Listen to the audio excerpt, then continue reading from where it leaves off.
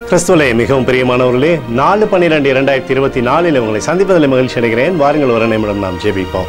அன்பு தகப்பனே, இன்றைக்கு நம்மளுடைய பாதுகாப்புக்காய் ஜெபிக்கும்படி என் தேவனுடைய சமூகத்தில் வருகிறேன். என் தேவனுடைய நிறைவும் அன்பும் ஆசீர்வாதம் விடுதலையும் இவருடைய வாழ்க்கையிலிருந்து செயல்படும்படியாய் நீர் செய்தல்படி ஜெபிக்கிறேன்.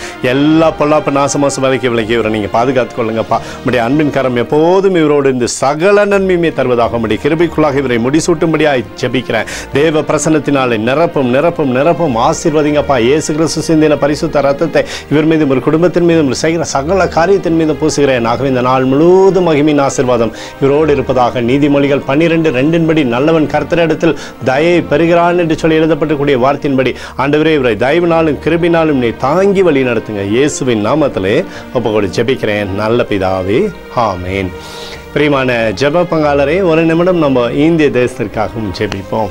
அன்பு தகப்பனே, 4/12/2024 தேசத்தின் நன்மைக்காய் ஜெபிக்கும்படியாய் உம்முடைய சமூகத்தில் வருகிறேன். இந்திய தேசத்தை நீங்கள் ஆசீர்வதிக்கும்படியாய் ஜெபிக்கிறோம். ஆசீர்வதிங்க ஆசீர்வதிங்க ஆசீர்வதிங்க. தேசமானது நன்மையை பெற்றுக்கொள்ளும்படி நீர் செய்தல்லும்படியாய் ஜெபிக்கிறோம். உடைய கிருபை தேசத்தின் மீது இருந்து செயல்படட்டும். எங்களுக்காக அடித்து நொறுக்கப்பட்டுக்கூடிய இயேசு கிறிஸ்துவும் அவர் சிந்தன விலையேறப்பட்ட ரத்தத்தை வைத்து ஒப்புக் கொடுக்கிறோம். அத்தோடு இந்திய தேசத்தில் எழுப்புதலை தரும்படியாய் ஜெபிக்கிறேன்.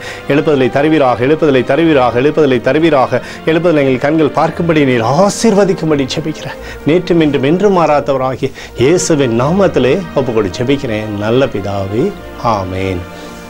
பிரியமான ஜெப பங்காளரே, நம்ம இந்த மாதத்தில் ஏழைகளோடு கிறிஸ்மஸ் கொண்டாட்டத்தை நம்ம கொண்டாட இருக்கிறோம். அதற்கான தேவைகள் சந்திக்கப்படணும்னு சொல்லி நீங்கள் தொடர்ந்து ஜெபித்துக் கொள்ளுங்கள். கர்த்தருக்குள் நீங்கள் வளரும்படி உங்களை வாழ்த்தி ஆசீர்வதிக்கிறேன்.